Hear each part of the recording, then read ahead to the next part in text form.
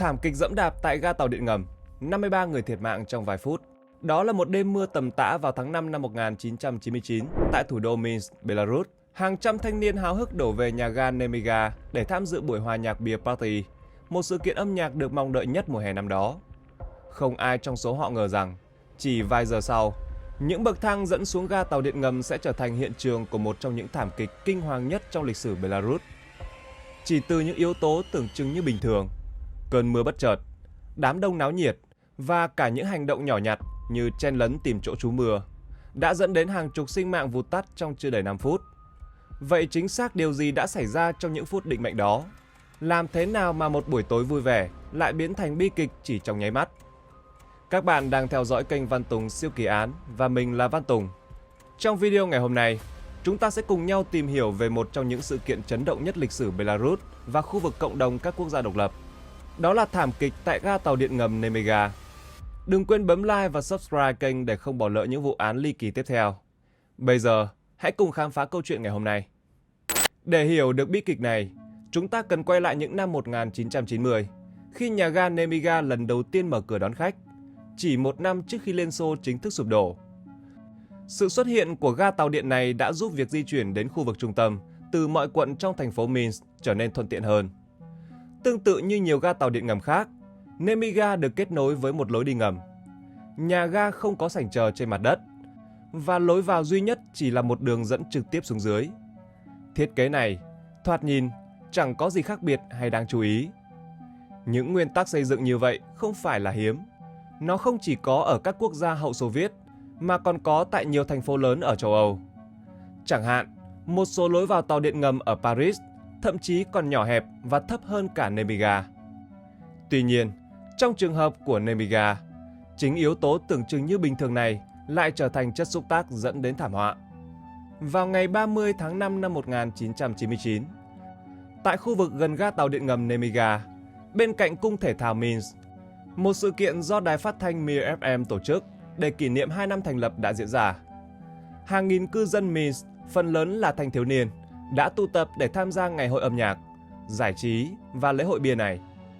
Điểm nhấn của sự kiện là buổi biểu diễn của ban nhạc rock Mango Mango, kết hợp với chương trình rút thăm trúng thưởng được tổ chức bởi một công ty thuốc lá. Ngay từ khi bắt đầu, bầu không khí đã tràn ngập sự phấn khích và náo nhiệt. Đám đông chủ yếu là những thanh niên trẻ, không quá 25 tuổi. Nhiều người trong số đó đã uống khá nhiều bia tại lễ hội.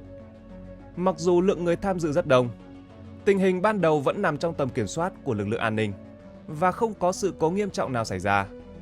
Tuy nhiên, mọi chuyện bắt đầu thay đổi khi thời tiết trở nên bất ổn. Buổi chiều hôm đó, thời tiết ở Minsk rất oi bức, nhưng đến tối, bầu trời đột ngột chuyển mây đen dày đặc. Tiếng sấm đầu tiên vang lên vào khoảng 8 giờ tối, báo hiệu một cơn bão lớn đang đến gần. Mưa đá trút xuống dữ dội, khiến nhiều người hoảng hốt. Những khán giả lớn tuổi nhanh chóng ra về để tránh cơn mưa, nhưng những người trẻ tuổi vẫn nán lại, tiếp tục tham gia lễ hội. Khu vực giữa ga Nemiga và cung thể thao là không gian rộng mở, không có nơi nào để trú mưa, buộc đám đông phải tìm chỗ che trong lối đi ngầm dẫn vào ga tàu điện ngầm. Đám đông bắt đầu di chuyển một cách hỗn loạn. Một số người chỉ đơn thuần muốn trú mưa, trong khi số khác cố gắng chạy về nhà càng nhanh càng tốt. Số lượng người tụ tập tại khu vực xảy ra sự cố không được xác định chính xác. Có nguồn tin cho rằng có vài trăm người, trong khi một số khác ước tính lên đến 2.500 người. Đối với lực lượng an ninh tại hiện trường, quy mô khổng lồ của đám đông này hoàn toàn nằm ngoài dự đoán. Chính vì vậy, lối đi dẫn xuống ga tàu điện ngầm nhanh chóng trở thành một cái bẫy nguy hiểm. Dòng người từ phía trên đổ xuống, va chạm với những người đang cố gắng tìm nơi trú ẩn bên dưới. Các bậc thang trơn trượt vì nước mưa, khiến nhiều người mất thăng bằng. Các cô gái đi giày cao gót loạng choạng, một số bị ngã và ngay lập tức bị cuốn vào đám đông hỗn loạn. Trong khi đó, những người phía sau vẫn tiếp tục đẩy về phía trước mà không hề nhận ra mức độ nghiêm trọng của tình hình. Một số người trong trạng thái say xỉn, thậm chí còn hô hào những lời cổ vũ như "Nhanh lên, sắp đến rồi". Bên trong lối đi ngầm, tình hình ngày càng trở nên thảm khốc. Những tiếng hét hoảng loạn vang lên, nhưng bị tiếng ồn của đám đông và cơn bão bên ngoài nhấn chìm. Không ai nghe thấy những lời kêu cứu tuyệt vọng. Dòng người đổ dồn về phía trước, dẫm đạp lên nhau, biến đường hầm thành một khung cảnh hỗn loạn và tàn khốc. Tại thời điểm xảy ra thảm kịch, bác sĩ Vitaly Tetishin, trưởng trạm cấp cứu thành phố đang trong ca trực. Khi nhận được thông báo khẩn cấp từ cảnh sát trực ban về một cuộc giẫm đạp hàng loạt tại ga tàu điện ngầm, bác sĩ Vitaly ngay lập tức điều động đội ngũ y tế. Bác sĩ hồi sức Eduard Kozyrev cũng đang có mặt tại trạm, đã cùng đội của mình nhanh chóng lên đường đến hiện trường. Họ là những người đầu tiên tiếp cận và bắt đầu công tác cứu hộ trong điều kiện vô cùng khắc nghiệt. Và bác sĩ Eduard là người đầu tiên chứng kiến cảnh tượng khủng khiếp. Cầu thang ngổn ngang những cơ thể không còn sự sống. Theo hồi ức của bác sĩ Vitaly Tetishin, khi nhận được cuộc gọi từ một viên cảnh sát làm nhiệm vụ, ban đầu ông nghĩ rằng có thể một lưới chắn bão đã bị sập. Vitaly lập tức yêu cầu bác sĩ hồi sức Eduard huy động 5 xe cấp cứu và nhanh chóng tới ga tàu điện ngầm Nemiga. Trong khi đó, ông tự mình liên lạc với bộ tình trạng khẩn cấp và cảnh sát để tìm hiểu tình hình. Nhưng vào thời điểm đó, không ai có thể tưởng tượng được quy mô thực sự của thảm kịch. Chỉ vài phút sau, bác sĩ Vitaly nhận được một cuộc gọi khẩn cấp từ bác sĩ của một đội cứu thương đang quay lại trạm sau một ca trực. Qua bộ đàm, người này cho biết xe cứu thương vừa đi ngang qua một khu vực tàu điện ngầm thì bị người dân chặn lại. Họ cầu cứu vì tại Nemiga, một thảm họa kinh hoàng đã xảy ra, với hàng loạt nạn nhân đang được đưa ra khỏi lối đi ngầm. Thậm chí, một bác sĩ tại hiện trường còn ngất xỉu vì sốc. Lúc này, bác sĩ Vitaly hiểu rằng sự việc nghiêm trọng hơn nhiều so với tưởng tượng. Ngay lập tức, ông huy động thêm 10 đội y tế đến hiện trường. Tuy nhiên, chỉ vài phút sau, bác sĩ Eduard liên lạc lại, giọng nói đầy căng thẳng. Anh thông báo rằng có rất nhiều người đã tử vong trong lối đi ngầm và số nạn nhân vẫn đang tiếp tục tăng lên. Nghe vậy, bác sĩ Vitaly ra lệnh điều phối toàn bộ 56 đội cứu thương sẵn có trong thành phố tới Nemiga. Các bác sĩ sau này được ghi nhận đã hành động nhanh chóng và hiệu quả trong hoàn cảnh vô cùng khắc nghiệt. Khi đội cứu thương đầu tiên của bác sĩ Eduard đến gần khu vực, anh đã nhìn thấy nhiều nạn nhân nằm rải rác trên bãi cỏ gần lối đi. Với kinh nghiệm của mình, Eduard nhận ra rằng phần lớn số họ đã qua đời. Tuy nhiên, đội ngũ y tế vẫn nỗ lực kiểm tra từng nạn nhân để tìm kiếm dấu hiệu sự sống, cố gắng hồi sức cho những người trong tình trạng nguy kịch. Những người còn lại trong lối đi ngầm cũng lần lượt được đưa ra, nhưng số lượng nạn nhân tăng lên quá nhanh khiến công việc trở nên vô cùng khó khăn. Đó thực sự là địa ngục. Một nhân viên y tế nhớ lại những giây phút nghẹt thở đó. Nhiều người trong đội cấp cứu chưa bao giờ chứng kiến một thảm kịch có quy mô lớn đến như vậy. Hình ảnh khủng khiếp của những nạn nhân xấu số xếp chồng lên nhau mãi mãi khắc sâu trong trí nhớ của đội ngũ bác sĩ cấp cứu. Đau lòng hơn, phần lớn nạn nhân đều rất trẻ, nhưng những vết thương quá nghiêm trọng đã cướp đi cơ hội sống của họ. Một số người bị thương nhẹ, tự mình tìm đến bệnh viện gần nhất bằng cách đi bộ hoặc nhờ người khác chở đi.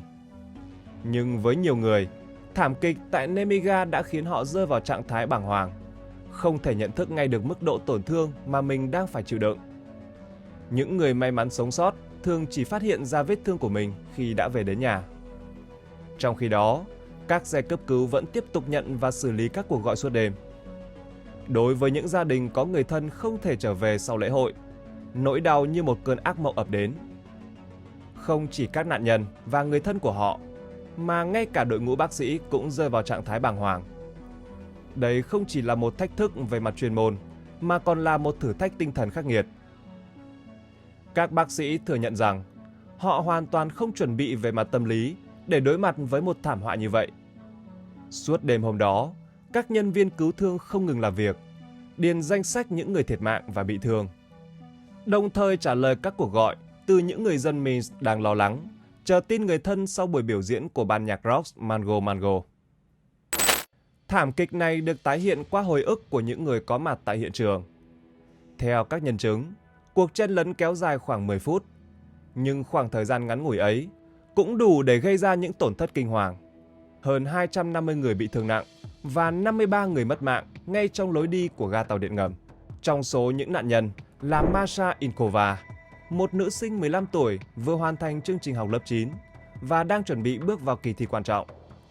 Ngày định mệnh ấy, Masha nói với cha mẹ rằng mình sẽ đi thăm một người bạn và không nhắc gì về lễ hội âm nhạc.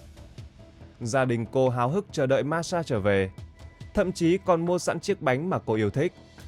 Thế nhưng, cô gái trẻ, người chưa bao giờ về muộn sau 9 giờ tối, đã không còn cơ hội bước qua cánh cửa nhà mình đêm hôm đó. Masha chỉ được tìm thấy vào đêm khuya tại một trong những nhà xác ở Minsk. Câu chuyện bi thảm của hai chị em Lyudmila, 23 tuổi, và Svetlana, 26 tuổi, cũng khiến nhiều người không khỏi đau lòng. Cả hai đã kết hôn, ly hôn và đều đang nuôi dạy một cậu con trai. Họ không tham dự buổi hòa nhạc mà chỉ đang trên đường từ nhà bạn trở về. Khi đám đông điên cuồng tràn vào lối đi tàu điện ngầm, hai chị em đang trong quá trình di chuyển. Dù đã đưa con trai lên cầu thang, nhưng chính họ lại không kịp thoát khỏi sự chen lấn kinh hoàng. Các nhân viên cảnh sát có mặt ngày hôm đó vẫn ám ảnh bởi hình ảnh cậu bé 3 tuổi bước lại gần cơ thể người mẹ đã khuất, vừa chạm vào đôi tay lạnh giá của mẹ, vừa tuyệt vọng gọi: "Mẹ ơi, nói gì đi." Hai cậu bé Denis và Vlad từ đó đã mất mẹ và được bà ngoại nuôi dưỡng. Cũng có mặt tại hiện trường là Alexei, một người đàn ông 30 tuổi sống ở Minsk. Theo lời kể của anh, ngày hôm đó, anh và vợ lái chiếc xe mới mua dạo chơi bên sông, rồi quyết định cùng một người bạn tham gia buổi hòa nhạc.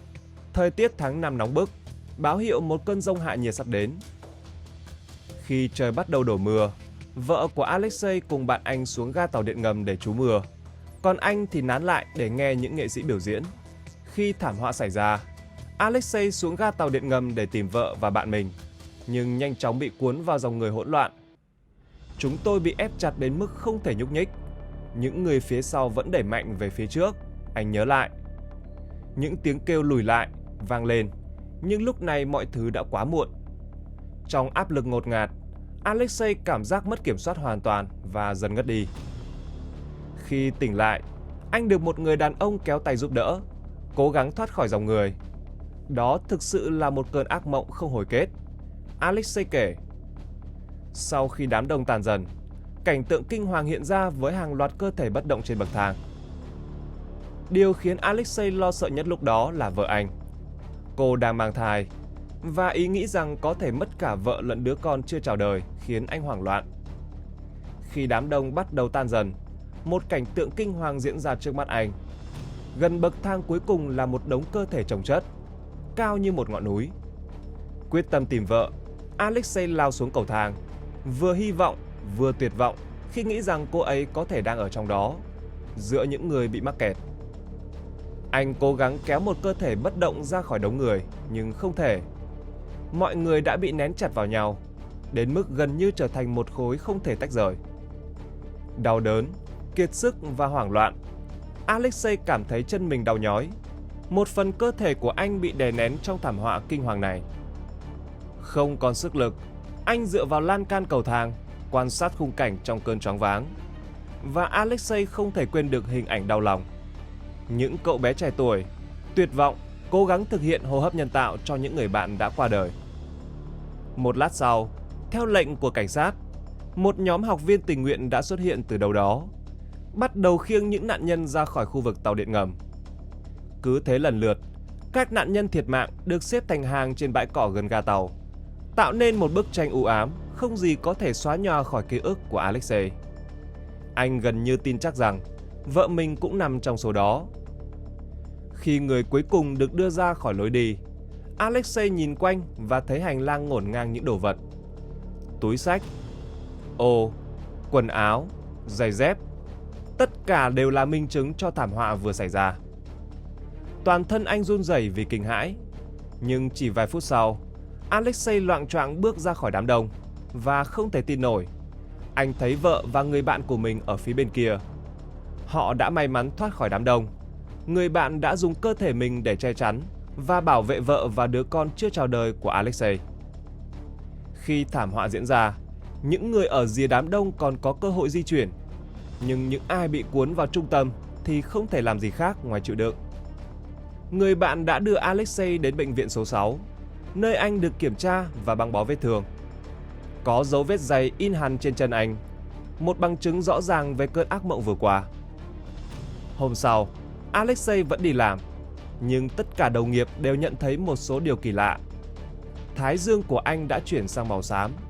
Đó là dấu vết của một đêm kinh hoàng không thể nào quên. Ba người bạn thân Olia, Lena và Lyuda đều 16 tuổi vào thời điểm xảy ra thảm kịch. Mặc dù sống ở các quận khác nhau của Minsk, họ đã hẹn nhau đến buổi hòa nhạc vào ngày định mệnh ấy. Khi gặp nhau tại khu vực lễ hội bia, ba cô gái nhanh chóng hòa vào niềm vui và tiếng cười. Nhưng buổi tối hôm ấy, những tưởng sẽ là một kỷ niệm đẹp, lại kết thúc trong bi kịch. Olia phải nhập viện trong tình trạng nguy kịch. Lena không qua khỏi, còn Lyuda sống sót nhưng mang theo vết thương tinh thần không bao giờ lành. Sau thảm kịch, cuộc sống của Lyuda hoàn toàn đảo lộn. Chấn thương tâm lý khiến cô không thể có con. Hôn nhân thì trắc trở, và ký ức về sự kiện kinh hoàng ấy vẫn ám ảnh cô. Mỗi lần nhắc lại, nước mắt lại trào dâng. Vào buổi chiều hôm đó, mọi thứ đều rất tươi sáng. Ba cô gái nhảy múa vui vẻ trước sân khấu, rồi cùng nhau ngồi xuống ghế nghỉ, hứng khởi bàn luận về những bộ trang phục mới. Họ khoe với nhau những đôi dép mùa hè vừa mua, và một ý tưởng ngẫu nhiên lóe lên. Lena nhận thấy đôi giày của Lyuda hợp với trang phục của mình, còn giày của cô lại hợp với trang phục của Lyuda. Họ quyết định đổi giày với nhau cho đến khi buổi lễ hội kết thúc. Sau đó, Lyuda đề nghị cả nhóm ghé qua cửa hàng tạp hóa bên kia đại lộ để mua bánh mì và bia. Đó là việc cô đã quen làm từ nhỏ. Lyuda lớn lên trong một khu sân chung của một tòa nhà cũ kỹ kiểu Khrushchev, nơi cô thường bị bỏ mặc một mình. Cha cô đã rời bỏ gia đình từ lâu, và mẹ cô, một y tá, thường xuyên phải trực đêm. Những năm tháng tuổi thơ thiếu vắng sự quan tâm đã buộc Lyuda sớm bước vào cuộc sống trưởng thành. Việc mua bia rượu không còn là điều xa lạ với cô. Ngày hôm đó, khi cơn mưa như trút nước bất ngờ ập xuống, Lyuda chạy vội về phía cửa hàng. Mưa rơi xối xả trên mặt đường nhựa, và cô bất chợt nhận ra dây giày của đôi giày mới mượn từ Lena đang lỏng ra. Lyuda chậm lại, cúi xuống chỉnh dây giày. Khi ngẩng lên, cô quay lại nhìn bạn bè. Từ phía xa, Lena và Olia vui vẻ vẫy tay, ra hiệu rằng họ sẽ trú mưa trong ga tàu điện ngầm đó. Thế nhưng, Lena, trong đôi giày của Lyuda, đã chạy về phía nơi định mệnh chờ đợi. Bước chân vui tươi của cô vô tình dẫn cô đến địa ngục, để lại nỗi đau không bao giờ nguôi ngoai cho những người ở lại. Ngày 30 tháng 5 năm 1999, Svetlana Mikhailovna và chồng trở về sau một kỳ nghỉ tại căn nhà gỗ của họ. Trong lúc bà đang chuẩn bị món cơm thập cẩm, con trai bà, Gennady, một trung sĩ cảnh sát, cùng vợ anh, Natasha, và cặp đôi bạn thân Vania và Ala ghé thăm. Gennady vừa tham dự buổi lễ tại nhà thờ để mừng ngày lễ Trinity của Trinh Thống giáo. Sau đó, anh cùng mọi người dự định đi xem buổi hòa nhạc. Bà Svetlana, với linh cảm lạ lùng, cố giữ họ lại, thuyết phục mọi người ở lại để cùng ăn cơm. Bà hy vọng sẽ kéo dài thời gian bằng cách nhờ con gái Alena chơi piano, nhưng Alena từ chối vì bị đau tay. Cuối cùng, nhóm bạn rời đi vội vã vì sợ trễ giờ buổi hòa nhạc. Điều này đã trở thành nỗi đau day dứt không nguôi trong lòng Alena. Khoảng 8 giờ tối, bà Svetlana ra ngoài đi dạo và nhìn ngắm không khí ngày lễ từ xa. Khi mưa lớn kèm theo dông lốc ập xuống, bà trở về nhà. Đột nhiên, tiếng chuông cửa vang lên. Natasha lao vào, quần áo ướt sũng với đôi chân trần và gương mặt vô cùng hoảng loạn. Người phụ nữ luôn dịu dàng và dè dặt, nay cuồng loạn hét lên rằng đám đông đã nghiền nát mọi người, và chồng cô, Gennady, biến mất. Bà Svetlana khi nghe xong, không kịp thay đồ, lập tức lao ra ngoài tìm con trai. Trên đường đi, bà thấy xe cứu thương chạy ngang. Hy vọng lóe lên, bà vội vàng chặn xe lại và hỏi về Gennady, nhưng anh không có trên xe. Bà Svetlana chạy thẳng đến ga tàu điện ngầm. Đầu tiên, bà bắt gặp một cô gái trẻ đã tử vong, nằm trên cáng trong chiếc váy đỏ tía. Hình ảnh ấy ám ảnh bà mãi về sau. Tại lối đi ngầm, bà Svetlana gặp một cảnh sát quen biết và hỏi liệu anh ấy có thấy Gennady không. Anh chỉ lắc đầu bất lực.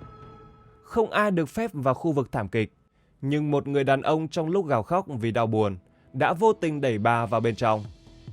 Lối đi giờ đây chỉ còn lại những túi xách, giày dép và đồ đạc vương vãi khắp nơi. Quay trở về nhà trong tuyệt vọng, bà Svetlana cầm bức ảnh của Kennedy và trở lại hiện trường để dò hỏi mọi người xung quanh. Một người đàn ông đứng gần đó nói rằng ông nhìn thấy Kennedy nằm gần ngã tư. Nghe thấy vậy, bà Svetlana như mất kiểm soát và rơi vào cơn hoảng loạn. Trong khi đó, một người con trai khác của bà và một người bạn lập tức chạy đến bệnh viện gần nhất để tìm Kennedy. Tuy nhiên, họ không thể tìm thấy anh trong cả nhà xác lẫn phòng chăm sóc đặc biệt. Lúc đó, sức khỏe và tinh thần của Svetlana suy sụp nghiêm trọng và bà được bác sĩ tiêm thuốc an thần trước khi về nhà. Sau đó, gia đình họ tiếp tục gọi điện khắp nơi để tìm kiếm. Cuối cùng, Kennedy được tìm thấy trong danh sách thứ 9 của những nạn nhân. Phải rất lâu sau, gia đình mới biết rõ những gì đã xảy ra. Hôm đó, nhóm bạn không ở lại lâu trong buổi hòa nhạc và rời đi khi trời bắt đầu mưa. Trên đường đến ga tàu điện ngầm, họ đi thong thả. Kennedy và Vania đi phía trước, còn Natasha và Alla theo sau. Khi bước xuống cầu thang, bất ngờ có người ngã từ phía sau, kéo theo một đám đông đổ dồn xuống. Trong giây phút hỗn loạn, Kennedy đã đẩy Natasha ra khỏi đám đông để bảo vệ cô. Anh nhanh chóng rút thẻ cảnh sát đưa cho đồng nghiệp gần đó, rồi lao vào giúp đỡ các nạn nhân. Anh kéo được 5 cô gái ra khỏi đám đông. Khi cố gắng cứu một cô gái khác đang la hét trong đống người chồng chất, dòng người đã đẩy mạnh, hất anh vào tường. Cú va đập mạnh làm anh bất tỉnh. Trong cơn hoảng loạn, đám đông dồn nén nhau như dòng thác lũ, dẫm đạp lên tất cả. Kể cả người cảnh sát dũng cảm, Kennedy, cũng không có cơ hội được cứu sống. Đó là một phần bi kịch kinh hoàng xảy ra tại Nemega. Khi sự việc xảy ra, Peter, một chàng trai 18 tuổi đang theo học tại một trường kỹ thuật, không thể ngờ rằng ngày 30 tháng 5 năm 1999 sẽ trở thành ký ức ám ảnh anh suốt đời. Hôm đó là sinh nhật một người bạn và cả nhóm quyết định đến xem buổi hòa nhạc. Khu vực xung quanh cung thể thao ngày hôm đó chật kín thanh thiếu niên. Họ ngồi thành từng nhóm trên các băng ghế, uống bia, cười nói rôm rả. Dù có cảnh sát giữ trật tự, nhưng khu vực không được dựng hàng rào bảo vệ, khiến đám đông tự do di chuyển. Thời tiết bất ngờ chuyển xấu với những đám mây đen kịt kéo đến. Khi mưa lớn và mưa đá trút xuống, nhóm anh chạy đến lối đi ga tàu điện ngầm để trú. Tuy nhiên, đám đông hỗn loạn đã đẩy Peter vào tường, khiến anh nghẹt thở và gần như ngã quỵ. Nhờ sự giúp đỡ của bạn bè, Peter thoát ra khỏi dòng người. Nhưng cảnh tượng kinh hoàng hiện ra trước mắt. Người bị thương nằm la liệt và nhiều cơ thể đã bất động. Trong hành lang tối om, Peter lúc đầu không thể nhận ra chuyện gì thực sự đang xảy ra. Anh cứ ngỡ những người khác đang di chuyển túi xách hoặc đồ đạc. Nhưng khi nhìn kỹ hơn, anh kinh hoàng nhận ra đó là những nạn nhân đã không còn sự sống. Còn những người bạn của Peter ướt sũng nước mưa, mặt trắng bệch vì sợ hãi. Không ai muốn ở lại lâu hơn, tất cả chỉ mong mau chóng về nhà.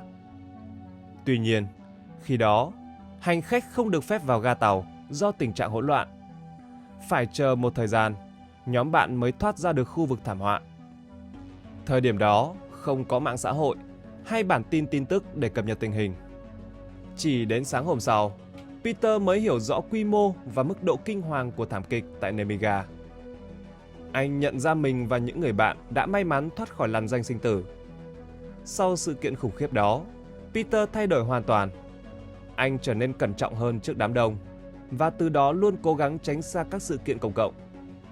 Nemega không chỉ là một ký ức đau buồn mà còn là một bài học về sự mong manh của mạng sống dưới những khoảnh khắc hỗn loạn không thể lường trước. Thảm kịch Nemega để lại một di sản đau thương với hơn 200 người bị thương. Trong đó phần lớn là những người trẻ tuổi. Những nạn nhân thiệt mạng tại lễ hội hôm đó, ngoại trừ 3 người lớn tuổi nhất, 36, 47 và 61. Những người còn lại đều là thanh thiếu niên. Đây không chỉ là một thảm kịch về số lượng, mà còn là sự mất mát lớn với cả một thế hệ trẻ trung đầy tiềm năng. Bi kịch còn cướp đi sinh mạng của 2 sĩ quan cảnh sát, những người đã dũng cảm hy sinh khi cố gắng cứu giúp nạn nhân. Gia đình các nạn nhân, trong nỗ lực tìm lại công lý, đã nhiều lần đệ đơn kiện ban tổ chức sự kiện. Tuy nhiên, quá trình điều tra đã hé lộ hàng loạt sai phạm nghiêm trọng trong việc thiết kế và quản lý khu vực tổ chức. Phần đường dành cho người đi bộ không đáp ứng tiêu chuẩn an toàn. cầu thang chính quá dốc, không có tay vịn ở cả hai bên tường. Một thiết kế đầy rủi ro cho những sự kiện đông người. Ngoài ra, không ai đánh giá hoặc phê duyệt sự phù hợp của địa điểm này cho một buổi lễ có quy mô lớn.